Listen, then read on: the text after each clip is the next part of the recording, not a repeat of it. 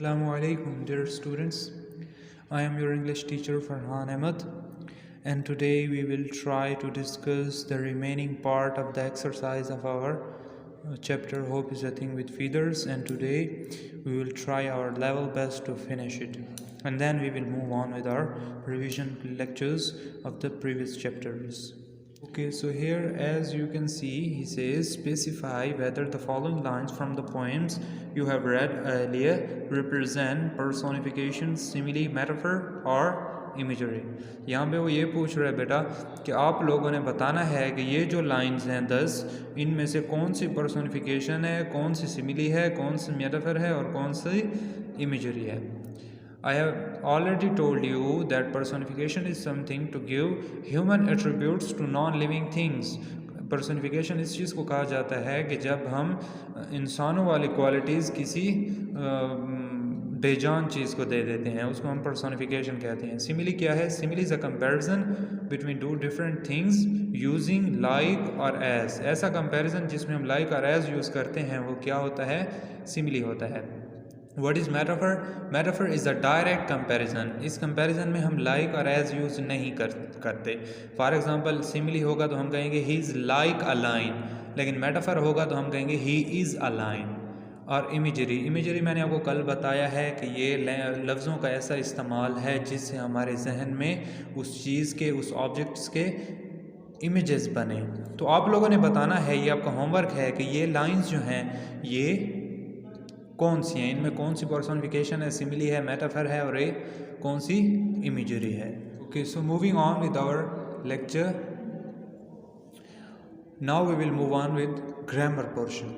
अब grammar portion में हमारे पास क्या है? Prepositions.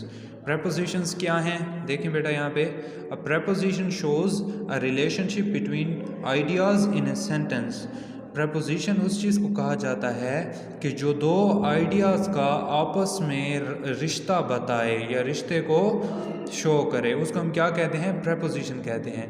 Preposition usually answer the questions where और व्हेन. प्रेपोजिशन आम तौर पे वेयर और व्हेन जैसे क्वेश्चंस का आंसर देता है. फॉर एग्ज़ाम्पल हमारे पास है where the boy was sitting, तो हम इसका आंसर देंगे the boy was sitting on the chair. अब यहाँ पे ऑन जो है ये बॉय का और चेयर का आपस में रिश्ता बता रहा है, तो ऑन क्या हो जाएगा हमारे पास? प्रपोजिशन हो जाएगा. They often tell the location of a person और एन ऑब्जेक्ट इन टाइम और स्पेस. वो आम तौर पे किसी भी इंसान या किसी भी चीज़ की टाइम और स्पेस के बारे में भी हमें मालूमात फराहम करती हैं. अब यहाँ पे देखें, ये कुछ लाइंस दी गई हैं, ये आप लोगों को मैंने नोट्स में भी वो करके दी थी, अभी मैं फिर आपको बता देता हूँ. Use the common prepositions from the word bank to complete the sentences. वो कहते हैं इन लफ्ज़ों को इस्तेमाल करके इन जुमलों को आप लोगों ने कंप्लीट करना है. For example first of all है हमारे पास the princess lives in the castle, तो यहाँ पे क्या आ जाएगा हमारे पास? इन आ जाएगा. अच्छा, सेकंड देखें, I bought some milk from the grocery store. From आएगा यहाँ पे, तो यहाँ पे हम लिख देंगे from. My sister sat with my mom. My sister sat with my mom in the bus. When we got ready for dinner, I had to take my books from the table. We took a trip to town last week. He is at home. Her apartment is in the second floor. The boat will take you across the river. The street runs along the seafront. Okay, prepositional phrase and clause. A preposition is a part of speech, just like a noun or verb. ये noun और verb की तरह एक part of speech है. It connects a noun or pronoun to another word in the sentence. ये noun या किसी भी pronoun को किसी दूसरे लफ्ज़ के साथ आपस में जोड़ता है. Showing us the relationship between, उन दोनों के दरमियान का रिलेशनशिप हमें बयान करता है. Preposition usually answer questions where और व्हेन. ये आम तौर पे वेयर और व्हेन जैसे क्वेश्चंस को आंसर फ्राहम करती है. Telling us about a person or objects location in either time और स्पेस. किसी भी शख्स या किसी भी ऑब्जेक्ट की लोकेशन और टाइम के बारे में हमें बताती है.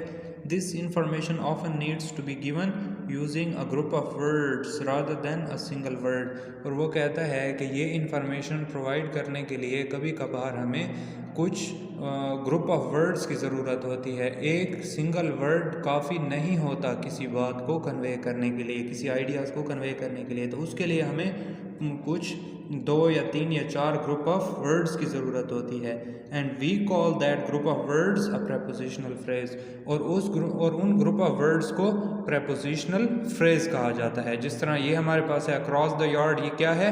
प्रेपोजिशनल फ्रेज है। विद स्प्रिंकल्स, ये क्या है? प्रेपोजिशनल फ्रेज है। At the park, in a few days, by the hunters, ये सारे क्या हैं? हमारे पास प्रेपोजिशनल फ्रेज हैं। आज का जो आपका होमवर्क है वो ये है कि आप लोगों ने इन जुमलों के साथ इनमें से जोन सा भी आपको प्रेपोजिशनल फ्रेज मुनासिब लगे वो आप लोगों ने यूज़ करना है और अपनी कॉपीज़ पे लिखना है। Hopefully we will meet tomorrow इंशाल्लाह विद आवर न्यू लेक्चर्स। अल्लाह हाफिज़।